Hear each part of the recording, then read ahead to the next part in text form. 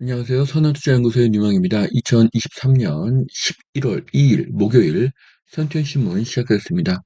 첫 번째 한국경제신문입니다.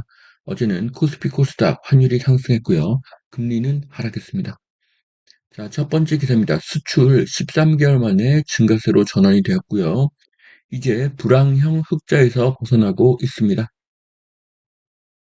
자, 한국의 수출이 증가하고 있습니다. 중국의 미세먼지 지수가 상승하는 것을 보면 중국의 공장 가동이 증가하는 것입니다. 최근 유가의 급등이 가장 큰 경제의 위험 요소였는데요. 1970년대 석유 파동으로 유가가 250불까지 올라간 것이 죄안될 수도 있다는 생각 때문에 그렇습니다. 하지만 러시아와 이스라엘 전쟁이 국지전으로 전환될 가능성이 높아지고 있고요. 그래서 유가는 90불을 넘지 않을 것으로 보여집니다. 세계 경제의 불확실성이 감소하면 세계 경제가 회복될 가능성이 높아질 것입니다. 세계 경제는 회복될 것이고요. 2024년 세계 경제는 좋아질 것입니다. 천천히 상승하느냐, 빠르게 상승하느냐의 그런 문제로 보여집니다. 자, 디램 감산 효과 2년 3개월 만에 가격이 반등했습니다. 자, 반도체가 2년 넘게 이어진 공급 과잉 상황이 해소가 되고 있습니다. 자, 그러면 이것은 누군가가 반도체를 사고 반도체를 쓴다는 것이죠. 자, 내년에는 디램 가격 상승세가 이어질 것이라고 합니다. 그래서 어, 삼성전자와 SK하이닉스 주가가 상승했습니다. 자, 반도체 수출도 증가하고 반도체 가격도 상승하고 있습니다. 자, 세계중앙은행 올해 금 매입량이 사상 최대라고 합니다. 금값은 계속 상승할 것이고요. 화폐는 지금도 늘어나고 있습니다. 자, 내년 집값 2% 하락할 것이다. 전국 평균 2%죠. 수도권보다 지방이 더 약세일 것이다. 자, 보시면은 2023년 주택가격 전망은 수도권이 마이너스 3.3%였는데요. 자, 내년에는 마이너스 1%로 어떤 하락의 폭이 크게 줄어들 것이라는 전망이고요. 아파트 공급량은 해마다 계속 인허가와 분양이 줄어들 것으로 보여집니다. 자, 2024년에는 집값의 하락폭이 더 작아진다고 합니다. 2023년보다 하락률이 작아집니다. 자, 그런데 현재 가장 큰 불확실성은 금리이죠. 2024년에 금리가 내린다 해서 보합이 장기화된다는 예측이 대부분이어서 그렇습니다. 그러니까 올해 초에는 내년에는 금리가 내릴 것이라는 그런 전망이 많았죠. 그런데 지금은 고금리가 장기화된다는 그런 예측이 많다는 말씀입니다. 자, 2024년에 금리가 오르게 되면은 2024년 아파트 가격은 하락될 가능성이 높죠. 하지만 2024년에 금리가 하락하면 아파트 가격은 상승할 가능성이 높습니다. 자, 저는 2024년 3월에는 금리가 내려갈 가능성이 높다고 보고 있습니다. 자, 장기간 고금리가 이어질 것이라는 우려가 커지면서 집값 전망이 밝지만은 않다는 기사인데요. 이런 장기 고금리 가능성이 깨지면 아파트 가격은 상승할 것입니다. 전세 시장은 반등이 확실하고요. 전세가의 상승은 매매가를 밀어 올리게 될 것입니다. 자, 신축 분양가 오르니 미분양 주택의 분양가가 싸 보인다고 합니다. 자, 미분양 단지의 재발견입니다.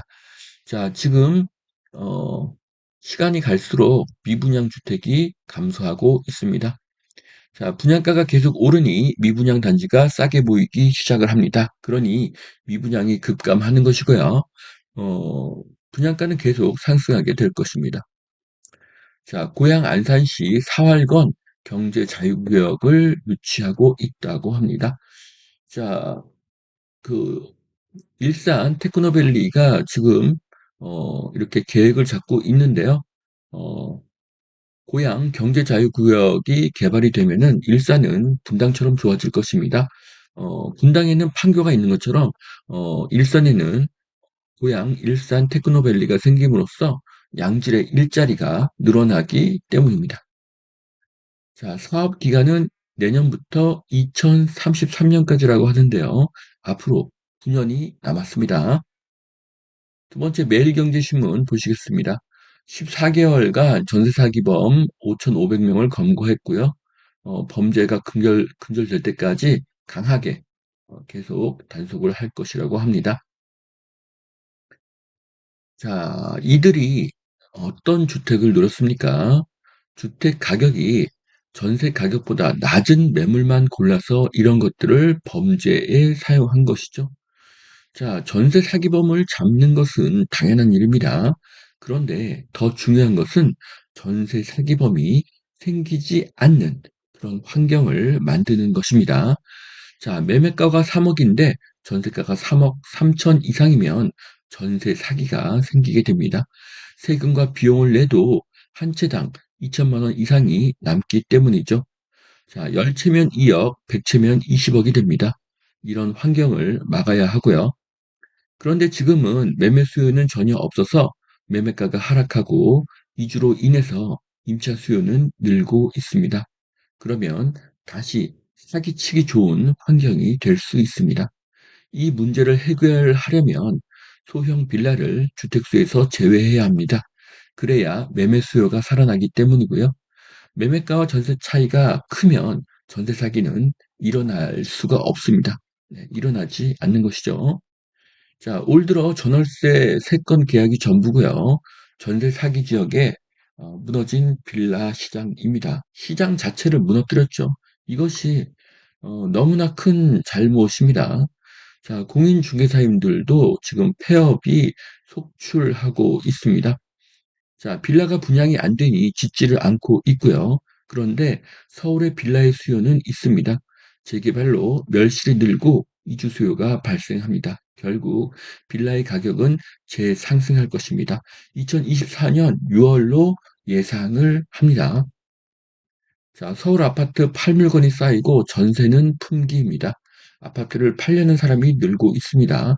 이유는 2024년 경기 불황과 고금리의 지속 때문입니다.